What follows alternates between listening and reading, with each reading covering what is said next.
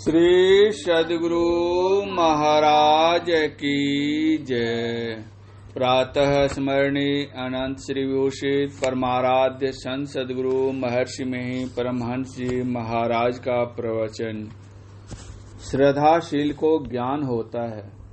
बंदो गुरु पद कंज कृपा सिंधु नर रूप हरे महामोह तम पुंज जासु वचन रवि करनिक। प्यारे लोगों, आप लोग अपने अपने अंदर से पूछिए या अपने को पूछिए कि आपकी प्यारी चीज क्या है। मुझसे पूछिए तुम्हारी प्यारी चीज क्या है। मैं कहूंगा कि मेरे लिए प्यारी चीज है सुख। कहीं इस संसार में या इंद्रियों से ग्रहण होने योग्य पदार्थ में सुख मिला? मैंने अपने से पूछा, उत्तर आया नहीं, कहीं नहीं। दुख के बाद सुख और सुख के बाद दुख होते रहते हैं।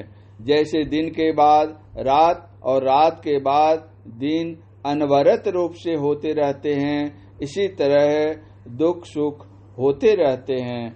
सुख तो वह होना चाहिए कि जहाँ मांग कुछ ना रहे।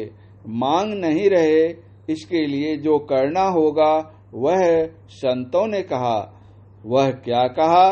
संतों ने कहा, मांगना भूल जाओ, मांगो ही मत। मांगने की भूख, मांगने की बात आए ही नहीं। जागृत अवस्था में मांग ही मांग है, स्वप्न में भी उसी प्रकार। सुषुप्ति गहरी नींद में केवल अज्ञानता और ठहराव नहीं। ठहराव हो भी जाए, अज्ञानता रहे तो क्या लाभ। संतों ने कहा, इन तीनों अवस्थाओं से आगे जाओ चौथी अवस्था में, उसको तुरी कहते हैं। उसमें जाओ। यह विद्या अपने से किसी में आ जाए यह संभव नहीं।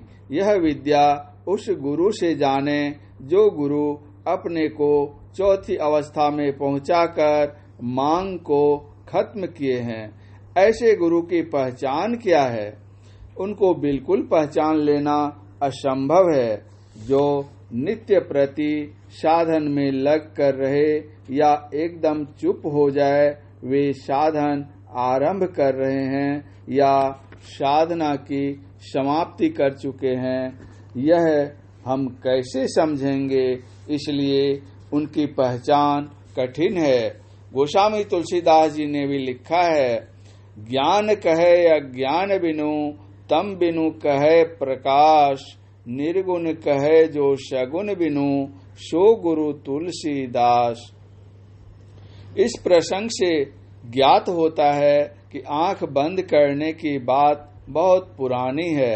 अभी आपने सुना, बंद कर दृष्टि को फेरी अंदर करे, घट का पाट गुरुदेव खोले, आंख कान मुख बंद कराओ, अनहद झिंगा शब्द सुनाओ, दोनों तिल एक तार मिलाओ, सब देखो गुलजारा है। यानी दोनों पुतलियों को एक मिलाकर देखो, इसी को संतों ने दृष्टि साधन कहा है। हम लोगों के यहाँ दृष्टि साधन फिर शब्द साधन है। दृष्टि साधन से मन इतना एकाग्र हो जाता है कि बिंदु को देख सकते हैं, जिसका स्थान है परिमाण नहीं। ऐसे बिंदु कोई देखते हैं? केवल मान लेते हैं। जैसे दो रेखाओं के मिलन पर एक बिंदु होता है, रेखा गणित वाले कहते हैं, वैसे ही दोनों दृष्टियों की धारों का जब मिलन होता है तो ज्योति बिंदु का उदय होता है। जब देखते हैं तो सुनते भी हैं, अपने अंदर में देखने लगते हैं तो दृष्टि योग है, और फिर यदि अपने अंदर में सुनने लगते हैं तो नादानुसंधान है। फिर उपनिषद में है, विंदुनाद महालिंगम शिव शक्ति निकेतनम देहं शिवालयं प्रोक्तं सिद्धिदं सर्वदेहिनाम। योग शिखोपनिषद। अर्थात विंदुनाद महालिंग है और शिव शक्ति का घर है। इस देह को शिवालय कहते हैं। सभी प्राणियों को इसमें सिद्धि मिलती है। विंदुनाद महालिंगम विष्णु लक्ष्मी निकेतनम देहंग विश्वाल्यं प्रोक्तं सिद्धिदं सर्वदेही नाम। अर्थात विंदुनाद रूप जो महालिंग है वही विष्णु और लक्ष्मी का घर है। इस देह को विष्णु मंदिर ठाकुर बाड़ी कहते हैं। सभी प्राणियों को इसमें सिद्धि मिलती है। अर्थात वो अज्ञान से ऊपर उठे हों, अंधकार से ऊपर उठे हों। आंख बंद करने पर अंधकार मालूम होता है। अंधकार के बिना जो प्रकाश है उसमें जो रहता है वही सगुण पद को छोड़कर निर्गुण पद में जाता है। यह कैसे समझा जाए? यहाँ केवल श्रद्धा काम करती है। हम लोग पाठशाला में पढ़ने गए थे। गुरुजी ने कहा यह औ है। हम लोगों ने पढ़ लिया। वहाँ तर्क वितर्क कुछ नहीं। अब उम्र बढ़ी तो उक्ति भी हुई। हम लोगों को ज्ञान और उक्ति चाहिए। केवल तर्क से बुद्धि चंचल हो जाती है। ईश्वर है नहीं है इसमें मन की चंचलता हो जाती है। ईश्वर ऐसे हैं वैसे हैं कह सकते हैं तो क्या पहचान कर सकते हैं? भाव यह है कि जैसा हम कहते हैं यदि वैसा हम बन जाएं तो ठीक ठीक ज्ञान हो जाएगा। चाहिए कि हम श्रद्धाशील बने। श्रद्धाशील को ज्ञान होता है। श्रद्धावान लभते ज्ञानं तत्परः संजितेन्द्रियः ज्ञानं लब्धा परं शांति चिरेणाधिगच्छति। श्रीमद्भागवत गीता अध्याय 4 श्लोक 36।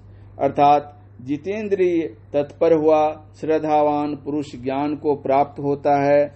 ज्ञान को प्राप्त होकर तत्क्षण भगवत प्राप्ति रूप परम शांति को प्राप्त हो जाता है। अभी आप लोग नेत्र बंद करने की बात संत सीवी जी से सुन रहे थे। आंख बंद करने की बात मैं कहता हूँ। जब शमीक मुनि आंख बंद किए निश्चेष्ट होकर बैठे थे, उस समय के राजा परीक्षित थे जो अर्जुन के पौत्र थे। वे कलयुग के राजा थे। शमीक मुनि की आंखें बंद थी। राजा परीक्षित को प्यास लगी थी। वे मुनि के पास गए। मुनि ध्यान मग्न थे, इसीलिए वे राजा का सत्कार नहीं कर सके। इससे राजा परीक्षित की मुनि के प्रति क्रोध उत्पन्न हुआ। उन्होंने शमीक मुनि के गले में मरे हुए सांप को पहना दिया। मुनि जी के पुत्र को जो बालकों के साथ खेल रहे थे, मालूम हुआ कि राजा परीक्षित ने उनके पिता के गले में मरा हुआ सांप लपेट दिया है। यह सुनते ही मुनि बालक ने शाप दे दिया कि आज के 7वें दिन राजा परीक्षित को तक्षक सर्प दंश करेगा। राजा परीक्षित के सप्ताह परायण भागवत करने के बावजूद भी तक्षक ने दंश कर ही लिया। विंदु और नाद का उपासक शिव शक्ति से आशीर्वाद पाता है और विष्णु लक्ष्मी से भी। इससे वह लक्ष्मीवान होता है और ईश्वर से रक्षा होता है। परम पूज्य गुरुदेव का यह प्रवचन अखिल भारतीय संत मत सत्संग का 72वां अधिवेशन कटिहार में दिनांक 24/2/1980 ईस्वी को हुआ था। श्री सद्गुरु महाराज की जय।